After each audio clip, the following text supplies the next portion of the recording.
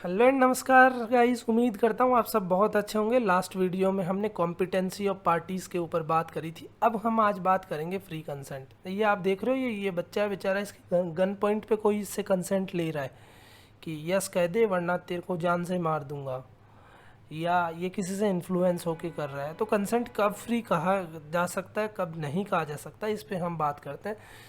Because आपको पता है कि essential of a valid contract क्या है, सबसे इम्पोर्टेंट है फ्री कंसेंट। अगर आपकी सहमति ही स्वतंत्र नहीं है तो वो कॉन्ट्रैक्ट कभी भी कॉन्ट्रैक्ट नहीं बनेगा। जोर ज़बरदस्ती तो कुछ भी नहीं चलता, कॉन्ट्रैक्ट कैसे चलेगा? सिंपल सी बात है। तो कंसेंट क्या होती है ये हमें बता दिया, सेक्शन 13 ने ये बताया हमें कि व्हाट इज़ कंसेंट। कंसेंट क्या होती है कि दो व्यक्ति जिस सेंस से वो कहना चाहिए उसी में वो समझे। मान लो वही अपना एग्जाम्पल रखते हैं जो हमने फर्स्ट वीडियो में किया था। अभी तक किसी ने नहीं देखा तो वो यहाँ जाके देख सकता है।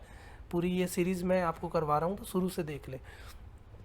इन्होंने इनको मोहतरमा को बेचा था लैपटॉप 25,000 में। अब यहाँ ये लैपटॉप की जगह क्या समझ ले कि मैं इनको टैबलेट दे रहा हूँ 25,000 में। तो सेम थिंग सेम सेंस नहीं हुआ। जो सेंस से ये कहना चाह रहा है वो सेंस से नहीं कहा इसने, तो यहाँ उसको सहमति नहीं कहा जाएगा।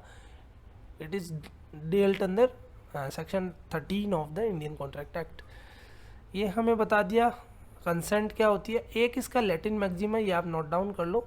This is Latin consensus ad idem, कि parties are said not to be ad idem जब उनका सेम थिंग सेम सेंस में नहीं होता है तो। लेकिन हमारे यहाँ हमें कैसी चाहिए, कंसेंट मस्ट बी फ्री, और ये बताया सेक्शन 14 ने। अब 14 ने ये बताया कंसेंट कब फ्री नहीं मानी जाएगी। नेगेटिवली हमें बता रखे ये होगा तो कंसेंट फ्री नहीं होगी। सबसे पहले इन्होंने बोला 15 में कोर्सियन, 16 में अंडू इन्फ्लुएंस, 17 में फ्रॉड, 18 में miss representation and mistake is dealt under section 20, 21 and 22। अब आप पूछोगे कि 19 कहाँ गया। 19 ये है कि इसका इफेक्ट क्या होगा। ऐसी कंसेंट होती है तो कॉन्ट्रैक्ट क्या होगा, कॉन्ट्रैक्ट होगा वॉइड एबल। अब मैं इसको कनेक्ट कर रहा हूँ, एक मैं कर रहा हूँ 15 से, एक मैं कर रहा हूँ 16 से, एक कर रहा हूँ 17 से, एक कर रहा हूँ 18 से। लेकिन ये वॉइड मैंने क्यों लिखा है यहाँ? वॉइड वॉइड आपको याद है, वॉइड एब इनिशियो की कॉन्ट्रैक्ट माना ही नहीं जाएगा, एग्जिस्टेंस में ही नहीं आएगा। जैसा कि हमने लास्ट वीडियो में किया था, माइनर के साथ किया गया कॉन्ट्रैक्ट क्या, वॉइड एब इनिशियो, वैसी ही सेम पोजीशन है। इसको कनेक्ट कर रहा हूँ मैं मिस्टेक से। ये हम डेल्ट करेंगे आगे डिटेल में। बस अभी आप इतना ध्यान रख लो कि ऐसे कॉन्ट्रैक्ट का इफेक्ट क्या होता है। ये वाला जो डायग्राम है इससे आपको ये याद हो जाएगा 13, 14।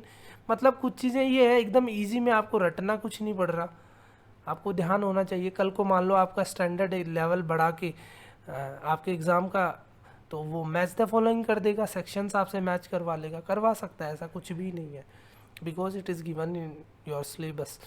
तो अब हम सबसे पहले बात करते हैं कि कॉर्सियन क्या होता है।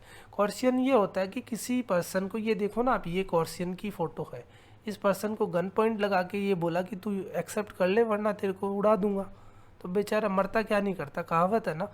तो उसी पे ये कॉर्सियन बेस्ड है। कमिटिंग और threatening to commit any act forbidden by law.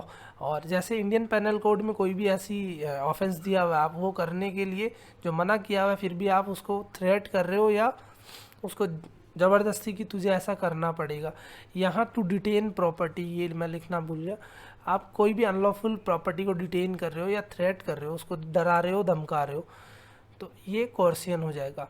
लेकिन एक चीज़ देखो, कोई व्यक्ति बार बार क्या करता है कि सुसाइड के लिए कहता है। इसमें ये एक कहानी है, ये आप केस लो है, चिक्कम अमी राजू चिक्कम सेसम, आपको नाम नहीं याद रखना, इतना ध्यान रखना है। इसमें क्या हुआ, जो एक पर्सन था वो अपनी वाइफ और चिल्ड्रन को क्या कर रहा था, थ्रेट कर रहा था कि तुम एक जो ये पर्टिकुलरली लैंड है मेरे भाई के नाम कर दो, otherwise I will commit suicide. तो ये कहा गया कि ऐसी सुसाइड करने की धमकी देना भी कोर्सियन है। तो आपको ये क्वेश्चन पूछा जा सकता है, इंपॉर्टेंट चीज़ है कि whether threat to commit suicide is coercion और नॉट। क्लियर है। सेकंड हम बात करते हैं, section 16 deals with undue influence. इसको कहते हैं हम हिंदी में असम्यक असर। मतलब आप किसी से इन्फ्लुएंस होके उस चीज़ के लिए यस कर रहे हो। मैंने एक एग्जांपल पहले भी दिया था।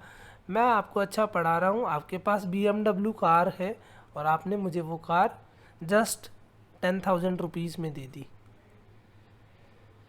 तो क्या होगा, यहाँ अनड्यू इन्फ्लुएंस है। तो इसके इसेंशियल्स क्या हैं?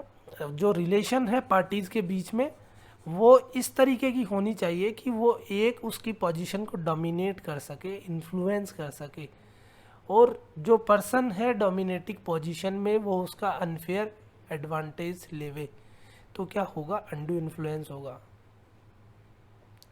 मन्नू सिंह वर्सेस उमादत पांडे, ये वाले केस में क्या हुआ कि एक जो स्पिरिचुअल गुरु थे उनसे इन्फ्लुएंस होके उन्होंने क्या किया, उन्होंने इसको सुनाई, भागवत सुनाई, और उसमें कहा कि अंत समय में कुछ भी साथ नहीं जाएगा, तू यहाँ दान कर दे तो तेरे को वो आगे मदद करेगा।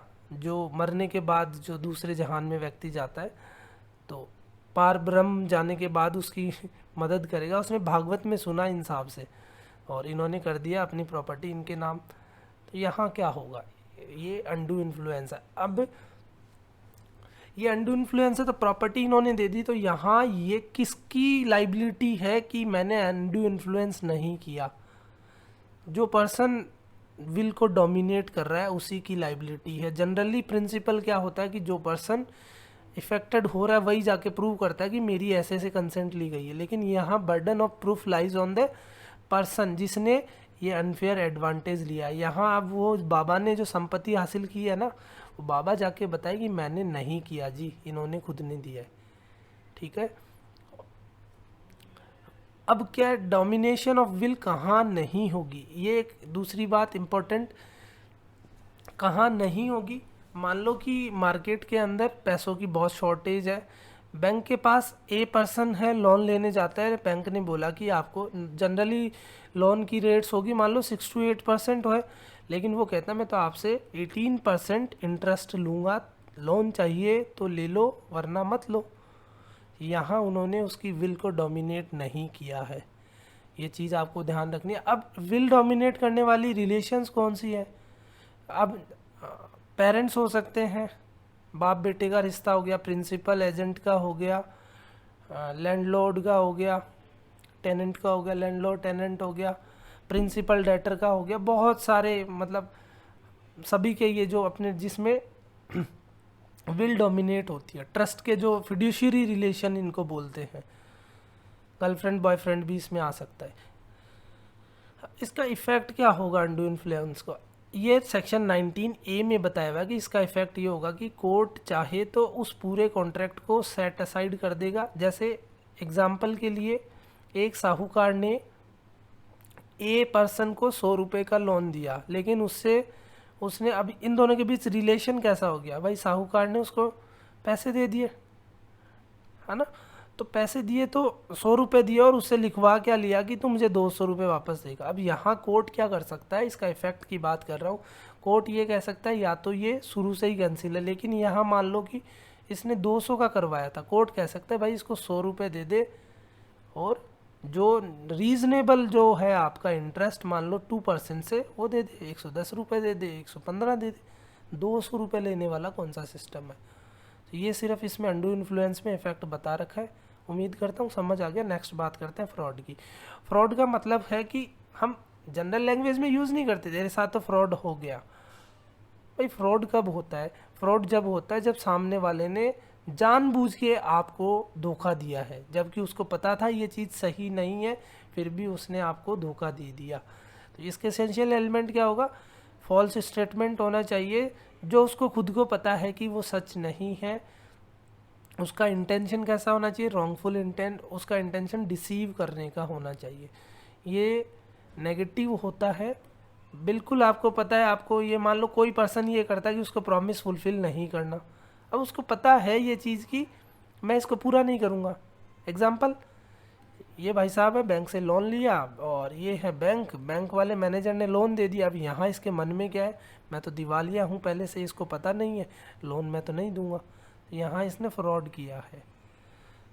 अब जैसे किसी को अब लोन की जगह, अब ये मैंने ये देखो फॉल्स स्टेटमेंट ऑफ फैक्ट, किसी पर्सन को मान लो उसकी लाइफ इंश्योरेंस होनी थी, लेकिन उसमें एक जो कंडीशन क्या थी 48 to 50 ईयर्स ओल्ड, लेकिन उसने क्या वो इन रियल तो था 80 ईयर्स ओल्ड एंड ही उसने फ्रॉडली क्या किया, ये कहा कि मैं तो 48-50 ईयर्स ओल्ड हूँ और उसने इंश्योरेंस करवा ली। तो यहाँ जब इसको पता लगेगा तो वो इसको नहीं मानेगा, जो भी कंपनी है वो इसको ये वाले एग्रीमेंट को एनफोर्स नहीं करवा सकता।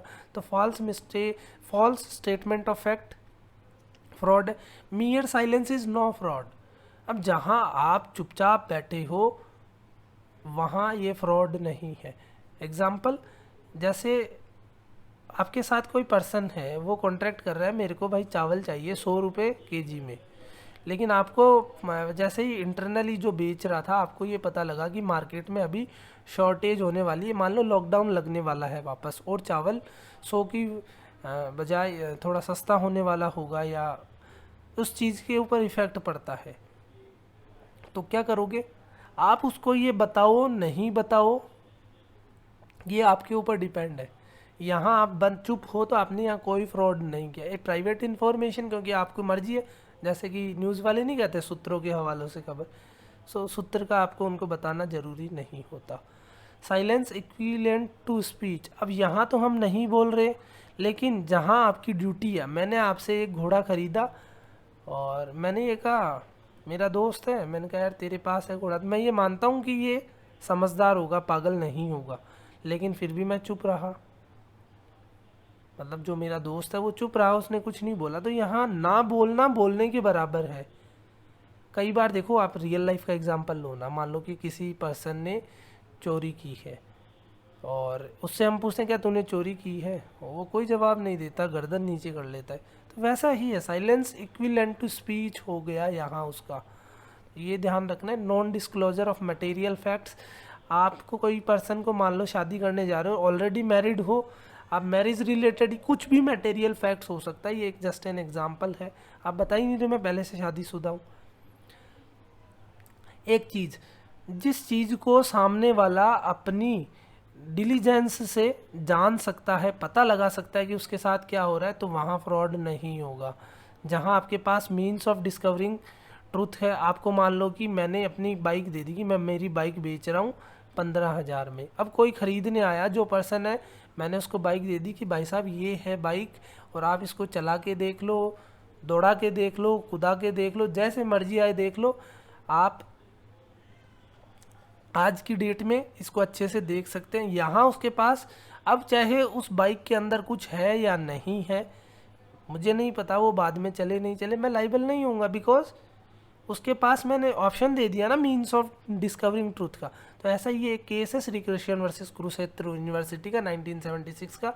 श्री कृष्ण था एलएलबी का स्टूडेंट, फर्स्ट ईयर का, और एलएलबी में क्या है 75% of attendance is compulsory exam देने के लिए, अदरवाइज़ आपको एग्ज़ाम ही नहीं देने दिया जाएगा। और ऐसा ही था कि श्री कृष्ण को 75% अटेंडेंस नहीं थी, लेकिन फिर भी श्री कृष्ण ने क्या किया, एग्ज़ाम फॉर्म भर दिया और उसका एग्ज़ाम लग गया।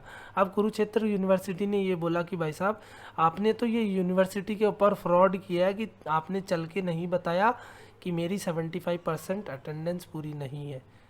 तो यहाँ कोर्ट ने क्या कहा, यूनिवर्सिटी KUK को कहा कि आपके पास डिस्कवरिंग ट्रूथ के लिए आपके पास ऑप्शंस अवेलेबल था, आपको पता है किसकी कंप्लीट है किसकी नहीं है।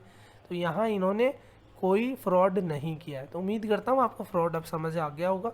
नेक्स्ट हम बात करते हैं मिस रिप्रेजेंटेशन।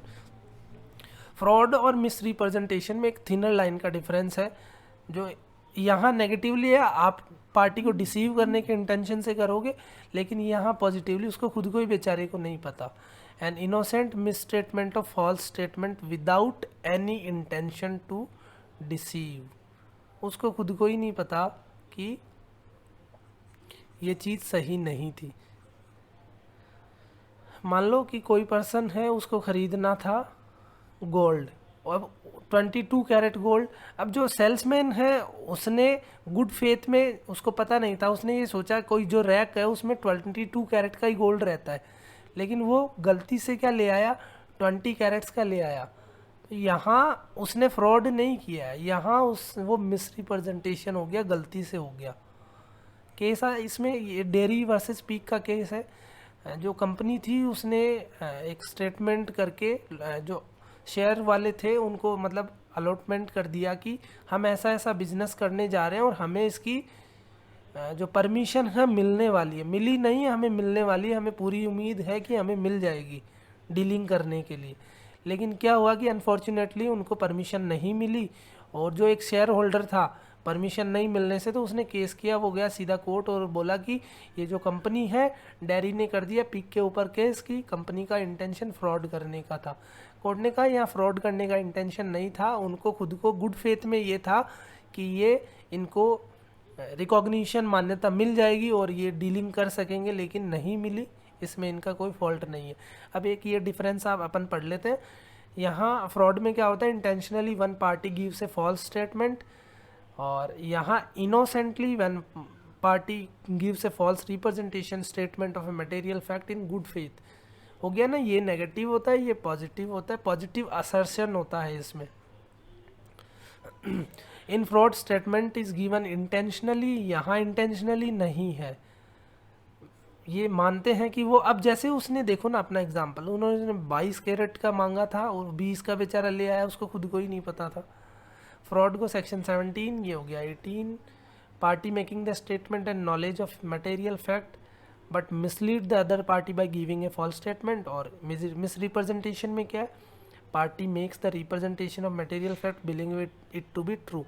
इसमें एक और लिख लेना, इसमें क्या होता है, इसमें आपको डैमेजेस दिलाए जाएंगे, यहाँ आपको ये नहीं दिलवाए जाएंगे, जैसा है वैसा आपको कर देंगे। फ्रॉड की वजह से जो भी इनको नुकसान हुआ है वो दिलवाया जाएगा कोर्ट के द्वारा, मिस रिप्रेजेंटेशन में नहीं दिलवाया जाएगा।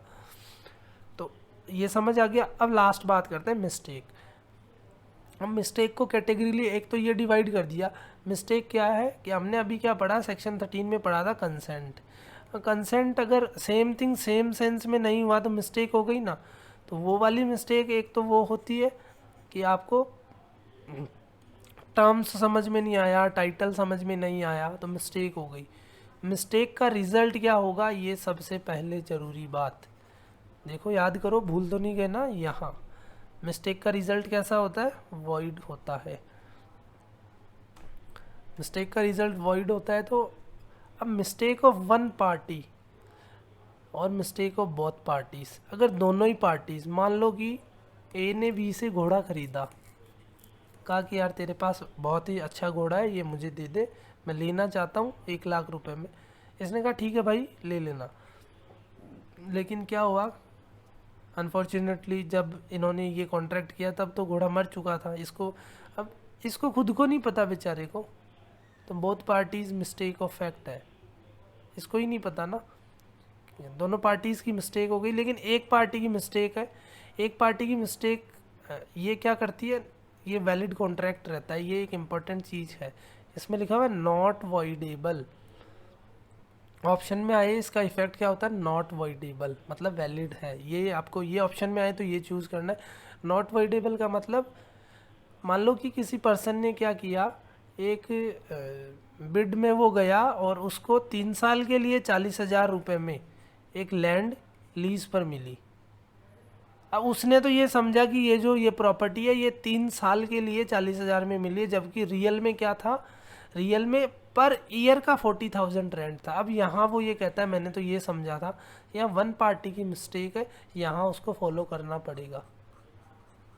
बात समझ में आई, वन पार्टी की मिस्टेक क्या है, बोथ पार्टीज़ की मिस्टेक क्या है। तो बोथ पार्टीज़ की मिस्टेक वॉइड होती है और इसकी होती है नॉट वॉइडेबल यानी वैलिड होता है। अब बात आती है मिस्टेक ऑफ लॉ की। मिस्टेक ऑफ लॉ, आप एक चीज़ मुझे बताइए, हम सब इंडिया में रहने वाले हैं, तो इंडियन लॉ को आप ये थोड़े कह सकते हो कि जी मुझे नहीं पता था, नो पार्किंग का लगा हुआ है। एक एग्जांपल लेते हैं, नो पार्किंग जोन, आपने बोर्ड देखा नहीं देखा, आप ये थोड़े डिफेंस ले सकते हैं, सर सॉरी सर मैंने यहाँ नहीं देखा था, आपका तो चालान तो कट गया। तो mistake of law is not excusable. किसी भी हद में आप ये नहीं कह सकते, किसी भी कंडीशन में आप नहीं कह सकते कि मुझे सर नॉलेज नहीं था, सॉरी नहीं चलेगा। लॉ ये मान के चलता है देयर इज़ ए प्रिजम्पशन की आपको इंडियन लॉ का पता है। लेकिन फॉरेन लॉ की जब बात आती है तो फॉरेन लॉ में वापस ये वाला सिस्टम इंसर्ट हो जाता है। दोनों पार्टीज फॉरेन लॉ को लेकर मिस्टेक है तो वॉइड हो जाएगा, वन पार्टी है तो नॉट वॉइडेबल हो जाएगा। अभी तक हमने क्या पढ़ा, आज हमने पढ़ा 5 टाइप की कंसेंट, कि कब कब कंसेंट को फ्री नहीं माना जाएगा। ये इफ़ेक्ट वाला सबसे इम्पोर्टेंट है, बहुत बार क्वेश्चन आता है, यही आता है कि इससे क्या होगा, तो इसको आप अच्छे से पढ़ लेना, सेक्शंस पढ़ लेना। और ये इन डेप्थ अपने डिटेल कर लिया, उम्मीद करता हूँ समझ आया होगा आपको। अच्छा लग रहा है तो चैनल को सब्सक्राइब कर दें। मिलते हैं अगले वीडियो में, टाटा बाय बाय।